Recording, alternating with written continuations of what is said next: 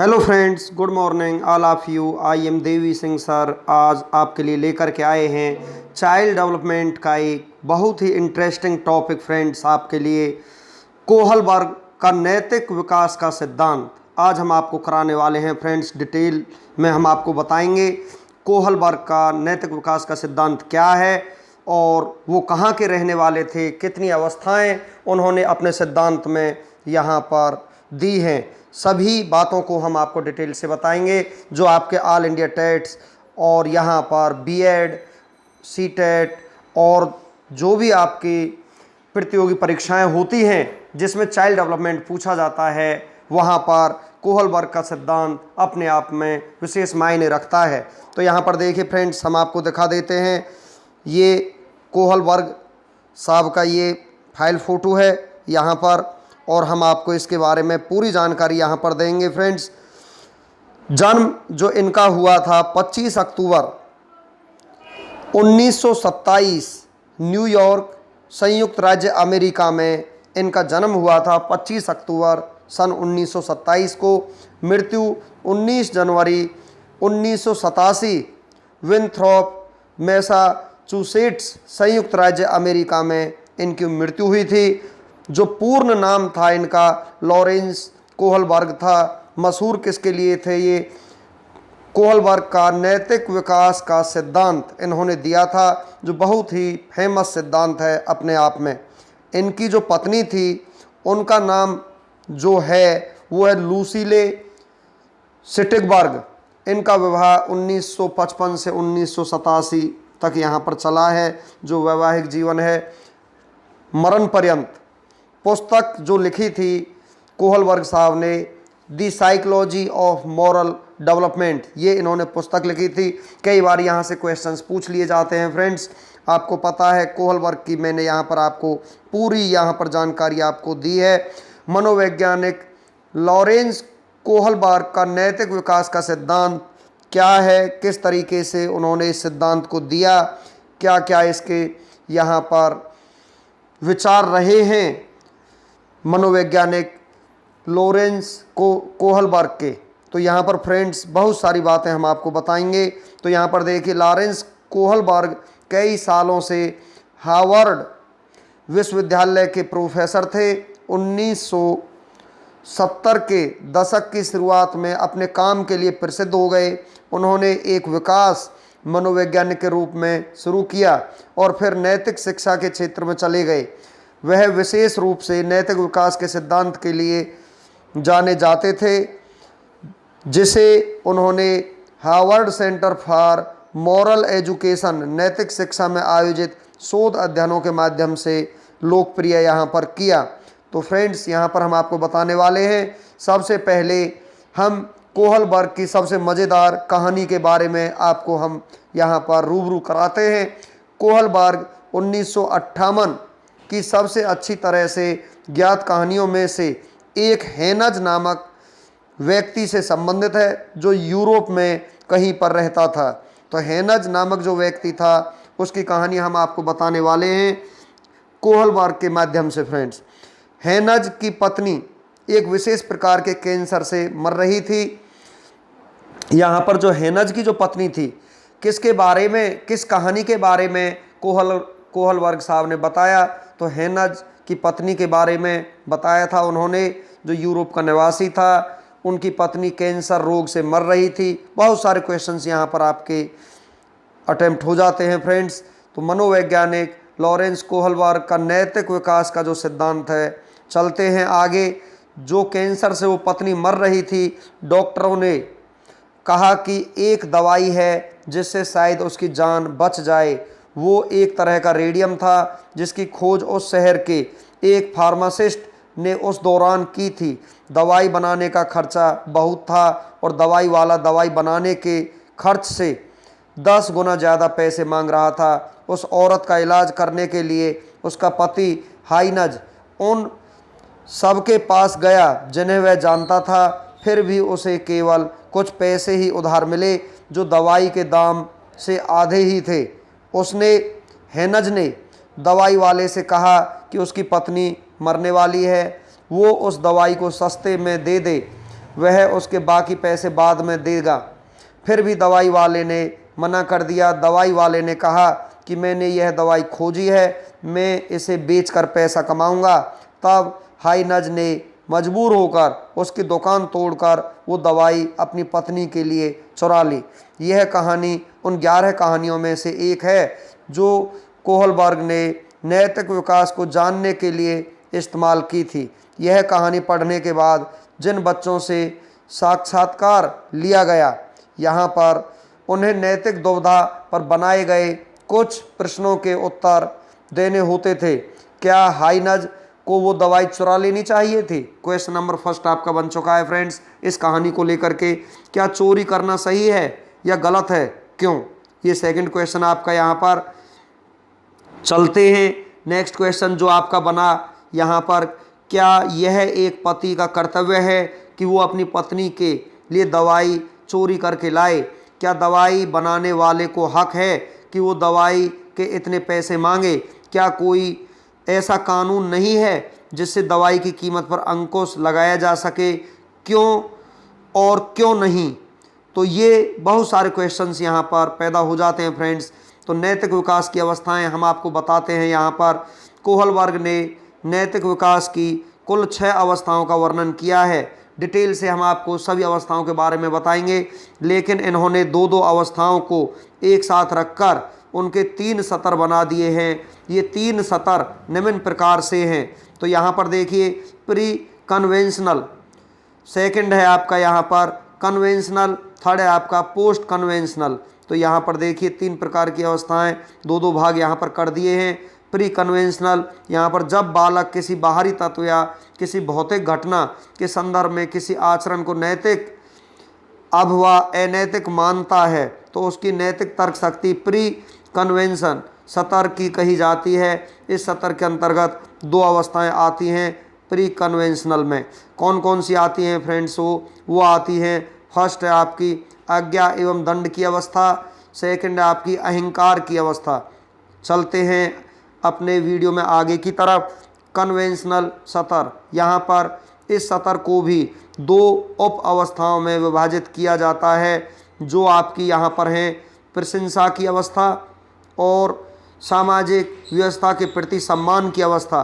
चलते हैं post conventional सतर जो आपकी थर्ड यहाँ पर स्टेज है। तो यहाँ पर कोहलबर्ग ने अपने तीसरे सतर को भी 2 उप अवस्थाओं में यहाँ पर बांटा है। तो ये है आपकी सामाजिक समझौते की अवस्था और विवेक की अवस्था। चलते हैं आगे, इनको हम डिटेल के से हम आपको बताना चाहते हैं फ्रेंड्स। लॉरेंस कोहलबर्ग 1927 से 1987 के बीच यहाँ पर जीवित रहे कि नैतिक विकास के 6 चरण हैं जिन्हें आसानी से पहचाना जा सकता है। इन 6 चरणों में से प्रत्येक चरण नैतिक दुविधाओं को सुलझाने में अपने पूर्व चरण से अधिक परिपूर्ण। कोहलबर्ग ने नैतिक विकास के सिद्धांत को अवस्था का सिद्धांत भी कहा है। पियाजे की तरह कोहलबर्ग ने भी पाया कि नैतिक विकास कुछ चरणों में होता है। कोहलबर्ग ने पाया कि ये चरण सार्वभौमिक होते हैं। बच्चों के साथ 20 साल तक एक विशेष प्रकार के साक्षात्कार का प्रयोग करने के बाद कोहलबर्ग इन निर्णयों पर पहुँचे। इन साक्षात्कारों में बच्चों को कुछ ऐसी कहानियाँ सुनाई गई जिनमें कहानियों के पात्रों के सामने कई नैतिक उलझनें थी। उसमें से सबसे लोकप्रिय दुविधा यह है। कोहलबर्ग के द्वारा दी गई अवस्थाएं यहाँ पर फ्रेंड्स, यहाँ पर रूढ़ि पूर्व अवस्था में चिंतन, यह नैतिक चिंतन का सबसे निचला चरण है। इस चरण में क्या सही है क्या गलत है पर बाहर से मिलने वाली सज़ा और उपहार का प्रभाव पड़ता है। बाहरी सत्ता पर आधारित, यहाँ पर प्रथम आपकी जो अवस्था होती है बाहरी सत्ता पर आधारित। यहाँ देखिए नैतिकता इस रूढ़ि पूर्व अवस्था का पहला चरण है। यह नैतिक सोच सज़ा से बंधी होती है। जैसे बच्चे यह मानते हैं कि उन्हें बड़ों की बातें माननी चाहिए, नहीं तो बड़े उन्हें दंडित करेंगे। नेक्स्ट हम आपको बताते हैं जो सेकंड आपकी अवस्था है यहाँ पर चरण 2, व्यक्ति केंद्रित एक दूसरे का हित साधने पर आधारित नैतिक चिंतन।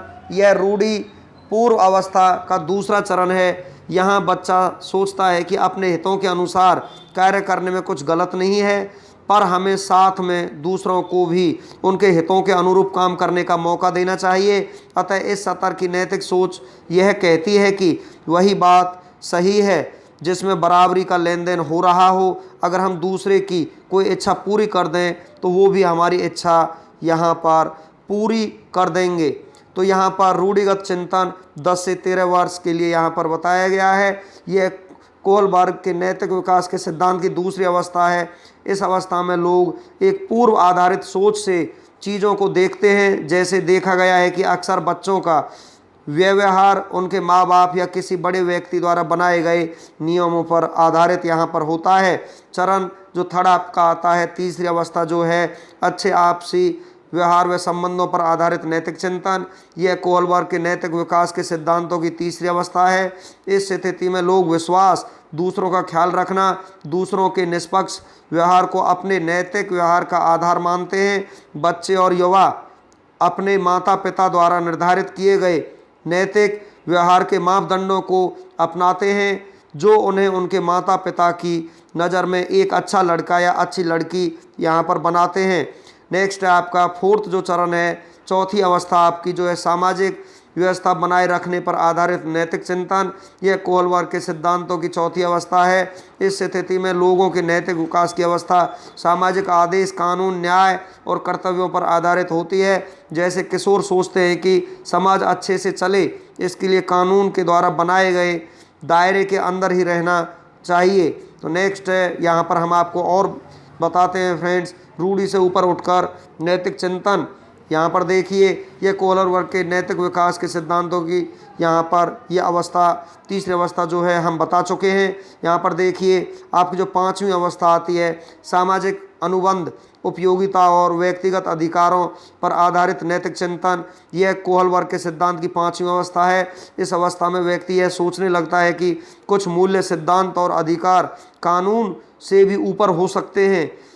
व्यक्ति वास्तविक सामाजिक अवस्थाओं का मूल्यांकन इस दृष्टि से करने लगता है कि वे किस हद तक मूल अधिकारों व मूल्यों का संरक्षण करते हैं। अंतिम अवस्था जो आपकी है यहाँ पर चरण 6, सार्वभौमिक नीति सम्मत सिद्धांतों पर आधारित नैतिक चिंतन, यह कोहलबर्ग के नैतिक सिद्धांतों की सबसे ऊंची और छठी अवस्था है। इस अवस्था में व्यक्ति सार्वभौमिक मानवाधिकार पर आधारित नैतिक मापदंड बनाता है। जब भी कोई व्यक्ति अंतरात्मा की आवाज़ के द्वंद्व के बीच फंस जाता है तो वह व्यक्ति यह तर्क करता है कि अंतरात्मा की आवाज़ के साथ चलना चाहिए। तो यहाँ पर फ्रेंड्स, चाहे वो निर्णय जोखिम से ही भरा क्यों न हो, इसलिए उसे कुछ भी करने से पहले अपनी भावनाओं के अलावा औरों की ज़िंदगी के बारे में भी सोचना चाहिए था। कोहलबर्ग मानते हैं कि यह अवस्थाएं एक क्रम में चलते हैं और उम्र से जुड़े हुए हैं।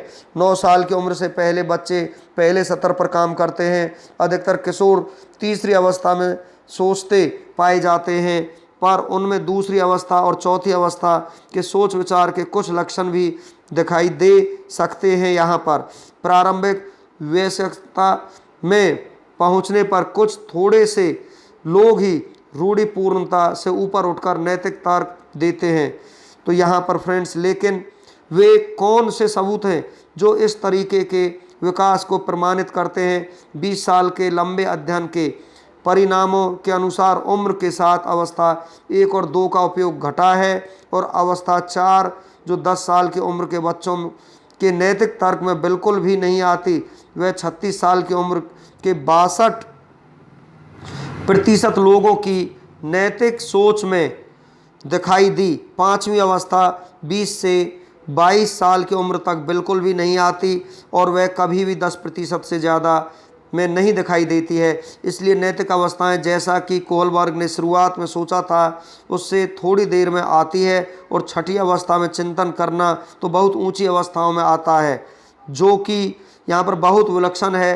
हालांकि अवस्था 6 कोहलबर्ग की नैतिक निर्णायक अंक प्रणाली से हटा दी गई है, लेकिन यह अभी भी सैद्धांतिक रूप से कोहलबर्ग की नैतिक विकास की संकल्पना के लिए ज़रूरी मानी जाती है।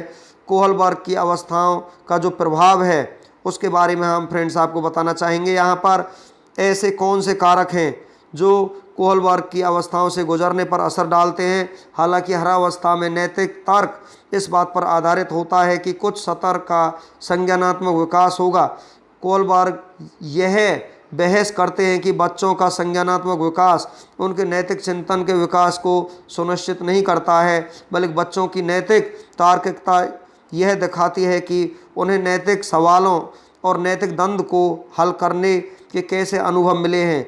कोहलबर्ग मानते थे कि बच्चों की आपस में बातचीत ऐसे सामाजिक उद्दीपनों में से यहाँ पर अहम चीज़ है जो बच्चों की अपनी नैतिक सोच को बदलने की चुनौती प्रदान कर सकती है, जबकि वयस्क नियम और कायदे बच्चों पर थोपते हैं।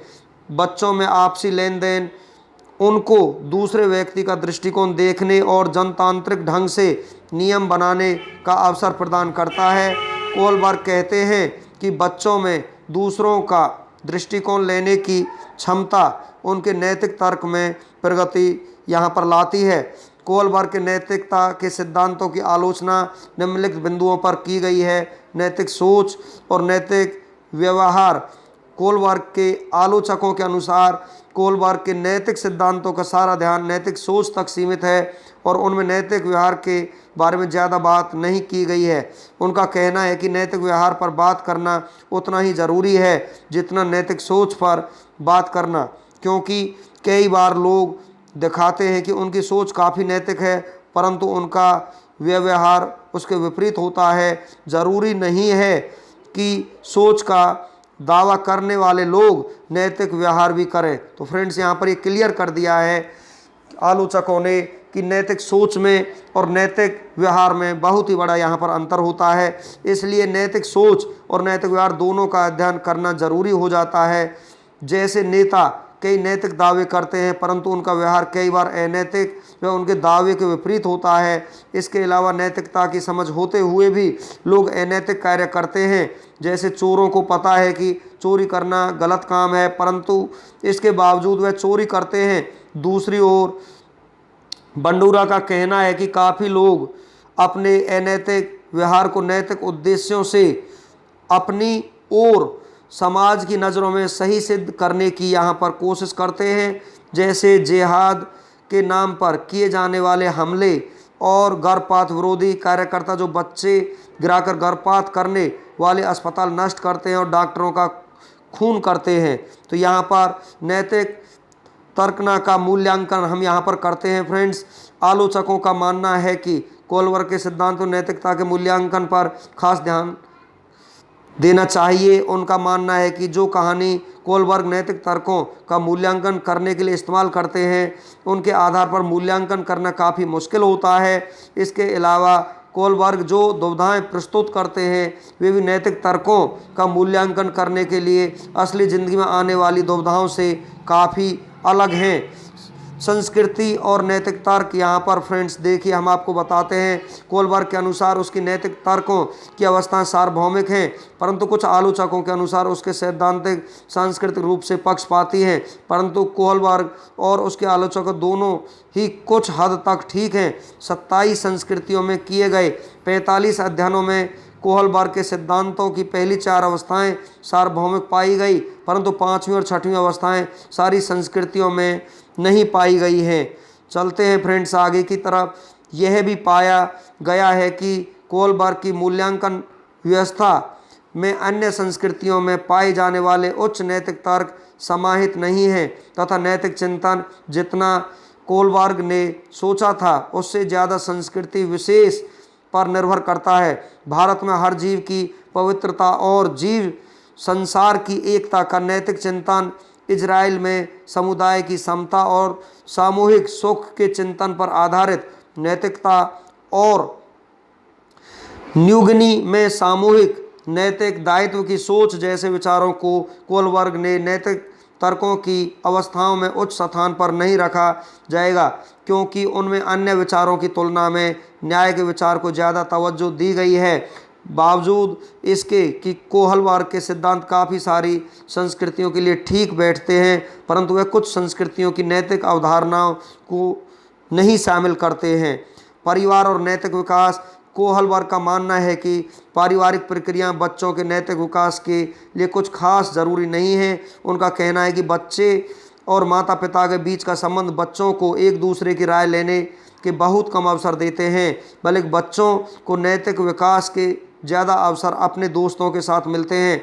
विकासवादी व्यक्तियों का मानना है कि दोस्तों के साथ सक्रिय अनुशासन यानी तर्क को इस्तेमाल करना और बच्चों का ध्यान उनके द्वारा किए गए कार्यों के नतीजों पर ले जाने से भी उनका नैतिक विकास यहाँ पर होता है। इसके अलावा माता पिता के खुद के नैतिक मूल्यों भी बच्चे के नैतिक विकास में सहायता करते हैं। जेंडर और देखभाल का दृष्टिकोण हम यहाँ पर आपको बता देते हैं। कैरोल गिलिगन की आलोचना के अनुसार कोहलबर्ग के सिद्धांत लिंग भेद पर आधारित हैं। गिलिगन का कहना है कि कोहलबर्ग के सिद्धांत पुरुष रिवाजों पर आधारित हैं, जो कि सिद्धांतों को आपसी संबंधों से ऊपर रखते हैं। वे मानते हैं कि व्यक्ति अपने नैतिक निर्णय स्वतंत्र रूप से लेते हैं। कोहलबर्ग के दृष्टिकोण में नैतिकता न्याय पर आधारित है, परंतु गिलिगन का मानना है कि कोहलबर्ग ने अपने नैतिक सिद्धांतों में देखभाल के दृष्टिकोण को शामिल नहीं किया है। उन्होंने आपसी संबंध, एक दूसरे की चिंता की भावना, एक दूसरे के जुड़ाव की भावना को अपनी नैतिकता में कोई स्थान नहीं दिया है। गिलिगन के अनुसार ऐसा इसलिए हुआ क्योंकि कोहलबर्ग खुद पुरुष हैं और उनके सिद्धांत पुरुषों पर किए गए शोध व उनके जवाबों पर आधारित हैं, जबकि गिलिगन ने जब 6 से 18 साल की लड़कियों के जवाबों का अध्ययन किया तो उन्होंने देखा कि लड़कियां मनुष्य के आपसी संबंधों के आधार पर नैतिक दुविधा का निर्णय लेती थी, परंतु कुछ अध्ययन से नैतिक निर्णय में लिंग भेद के होने पर शंका जताई है। उनके अनुसार नैतिक निर्णय में यह भेद बहुत ही यहाँ पर कम होते हैं और पुरुष और महिला दोनों आपसी संबंधों वाली दुविधाओं को देखभाल के दृष्टिकोण से हल करते हैं और सामाजिक दुविधाओं को न्यायिक दृष्टिकोण से यहाँ पर हल करते हैं। फ्रेंड्स, हम लॉरेंस कोहलबर्ग के सिद्धांत की आपको यहाँ पर पूरी डिटेल हमने आपको बताई, 6 अवस्थाओं के बारे में बताया। अंत में हम आपको यहाँ पर बता देते हैं लॉरेंस कोहलबर्ग के बारे में, फिर आपको एक बार यहाँ पर जानकारी देते हैं। लॉरेंस कोहलबर्ग का जन्म 25 अक्टूबर 1927 को अमेरिका में हुआ था। अमेरिका के एक मनोवैज्ञानिक थे जिनका नैतिक विकास के चरण बहुत ही प्रसिद्ध है। वे शिकागो विश्वविद्यालय के मनोविज्ञान विभाग में तथा हार्वर्ड विश्वविद्यालय के ग्रेजुएट स्कूल में प्रोफेसर थे। इनकी जो श्रेणी थी वो मनोवैज्ञानिक थी। फ्रेंड्स, यहाँ पर CTET, B Ed notes, teaching aptitudes, moral development theory of Kohlberg, इसे यहाँ पर इंग्लिश में यहाँ पर कहा जाता है। कोहलबर्ग का नैतिक विकास का सिद्धांत, जिसके बारे में हमने आपको यहाँ पर संपूर्ण जानकारी दी। फ्रेंड्स, ये यहाँ पर सभी टेट्स के लिए, बीएड की परीक्षाओं के लिए, बीटीसी की परीक्षाओं के लिए, सभी के लिए बहुत ही ज़्यादा इम्पोर्टेंट है ये टॉपिक। फ्रेंड्स, वीडियो आपको अच्छा लगा हो तो आप इसे लाइक करें, शेयर करें और चैनल को सब्सक्राइब करें। Thank you.